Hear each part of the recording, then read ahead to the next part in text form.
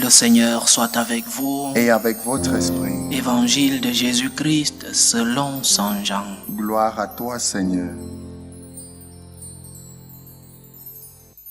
En ce temps-là, Jésus décida de partir pour la Galilée. Il trouve Philippe et lui dit, « Suis-moi ». Philippe était de Bethsaïde, le village d'André et de Pierre. Philippe trouve Nathanaël et lui dit, « Celui dont il a écrit dans la loi de Moïse et chez les prophètes, nous l'avons trouvé. C'est Jésus, fils de Joseph de Nazareth. » Nathanaël leur répliqua, « De Nazareth peut-il sortir quelque chose de bon ?» Philippe répond, « Viens et vois. » Lorsque Jésus voit Nathanaël venir à lui, il déclare à son sujet, « Voici vraiment un Israélite, il n'y a pas de ruse en lui. » Nathanaël lui demande, « D'où me connais-tu » Jésus lui répond, « Avant que Philippe t'appelle, quand tu étais sous le figuier, je t'ai vu. » Nathanaël lui dit, « Rabbi, c'est toi le Fils de Dieu, c'est toi le roi d'Israël. » Jésus reprend, « Je te dis que je t'ai vu sous le figuier, et c'est pour cela que tu crois. Tu verras des choses plus grandes encore. » Et il ajoute, « Amen, amen, je vous le dis, vous verrez le ciel ouvert et les anges de Dieu monter et descendre au-dessus du Fils de l'homme. » Acclamons la parole de Dieu. Louange à toi, Seigneur Jésus.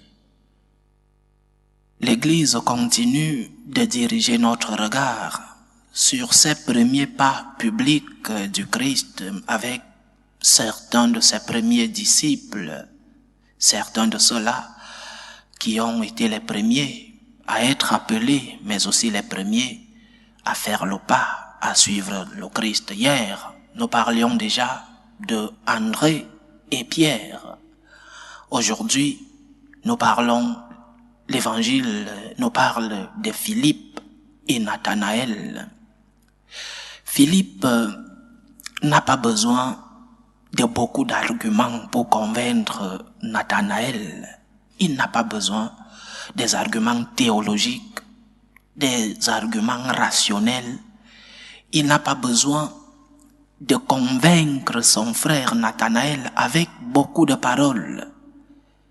Il lui dit, « Viens et vois.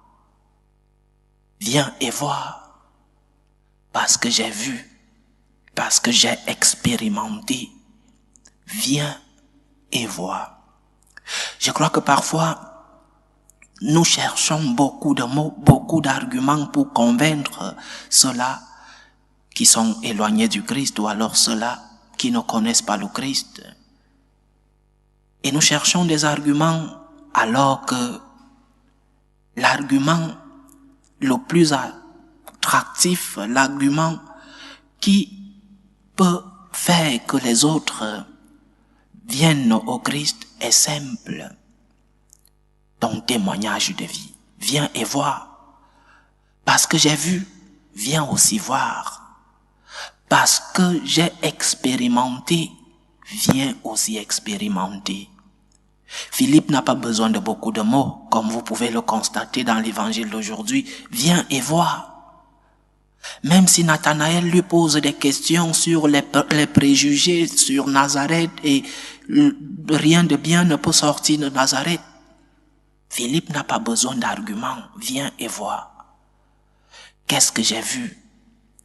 Qu'est-ce que j'ai vu? Qu'est-ce que j'ai expérimenté? Et hier, je disais déjà que nous ne pouvons pas convaincre les autres si nous-mêmes nous n'avons pas expérimenté l'amour du Christ. Si tu n'as pas expérimenté ta relation avec le Christ, tu ne pourras pas convaincre les autres. Donc la première question à poser c'est, est-ce que le Christ m'a convaincu?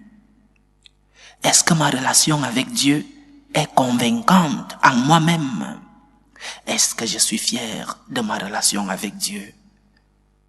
Est-ce que Dieu m'a rempli? Est-ce que j'ai expérimenté l'amour de Dieu dans ma vie?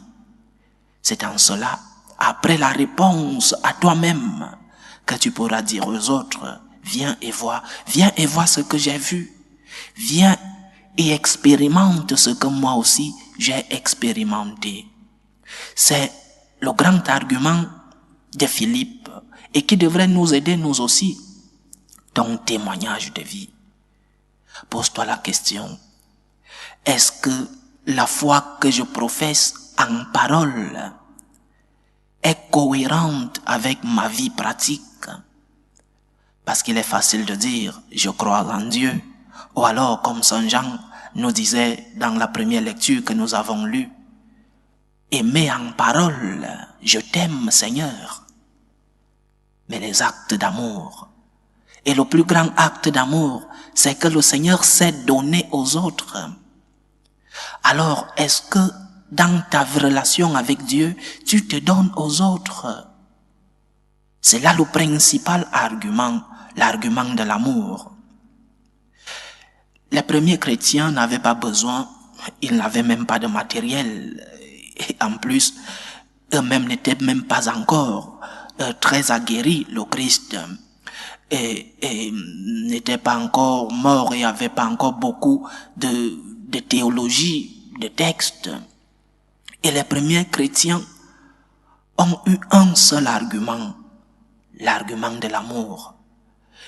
Ils n'avaient pas beaucoup de paroles, ils n'avaient pas beaucoup de théologie, ils avaient l'argument de l'amour, l'argument de l'abandon à l'autre, de se donner pour l'autre, l'argument de celui-là qui s'est pardonné, l'argument de celui-là qui sait se mettre à la place de l'autre, l'argument de celui-là qui tourne la page, l'argument de celui-là qui, dans les moments de difficulté, accepte sa croix et la porte avec amour pour le Christ, parce que le Christ a porté sa croix. Voilà le grand argument, surtout aujourd'hui, à notre époque où on a déjà beaucoup de théologie écrite, beaucoup de théories dans notre Église. Mais le principal argument, ce qui touche le cœur des autres, c'est justement cette phrase qu'on disait aux premiers chrétiens. Voyez comment ils s'aiment. Voyez comment il se comporte.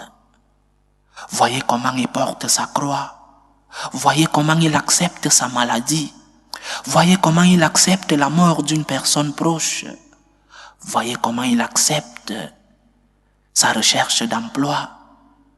Voyez comment il porte sa croix. C'est le principal argument. Le reste n'est que parole. Oui, la parole devrait accompagner notre évangélisation. Mais le grand motif, la principale source de notre évangélisation, c'est notre témoignage de vie. Voyez comment ils s'aiment. Et aimer, c'est aussi ne pas mépriser les autres, ne pas avoir des préjudices pour les préjugés, pour les autres. Parce que Nathanaël, qui est Barthélemy, Nathanaël, c'était une personne d'origine grecque, et tout cela, grec ou romain, qui étaient des juifs avec des origines romaines ou grecques, portaient deux noms. Dans ce cas, Nathanaël et Barthélemy. Il a des préjugés parce qu'il n'aime pas, parce que la raison ne touche pas son cœur, alors que la foi doit avoir non seulement la raison, mais aussi la dimension du cœur, la dimension de confiance.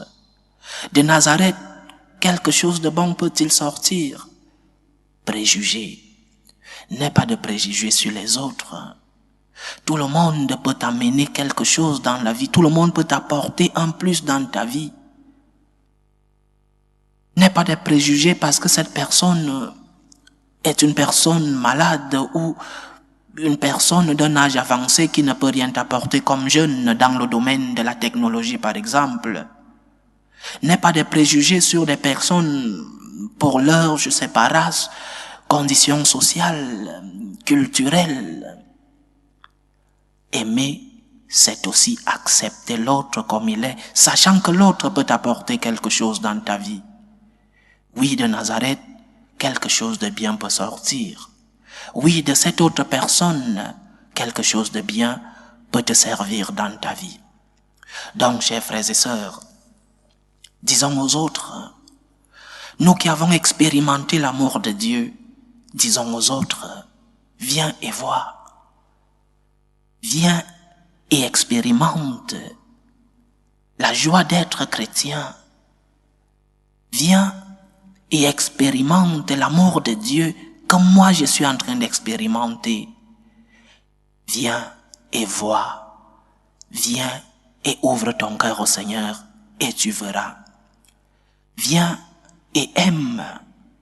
Parce que le Seigneur que tu verras, le Seigneur que tu rencontreras te dira, aime ton prochain. Et aimer son prochain, ce n'est pas seulement lui dire je t'aime, c'est aussi s'abandonner à lui offrir ta vie, de mettre à sa place, accepter ta croix. Et enfin, aimer, c'est ne pas entrer dans des préjugés. Aime ton prochain comme il est. Aime ton prochain malgré ses faiblesses. Aime ton prochain malgré sa condition sociale, malgré sa race, malgré sa culture. Aime-le parce que comme nous l'a dit Saint Jean dans la première lecture, comme le Christ nous a aimés. Dieu est amour. Il nous a aimés en premier. Aimons les autres en premier, sans préjugés. Appelons les autres à recevoir cet amour du Christ. Disons-leur, viens et vois ce que j'ai vu.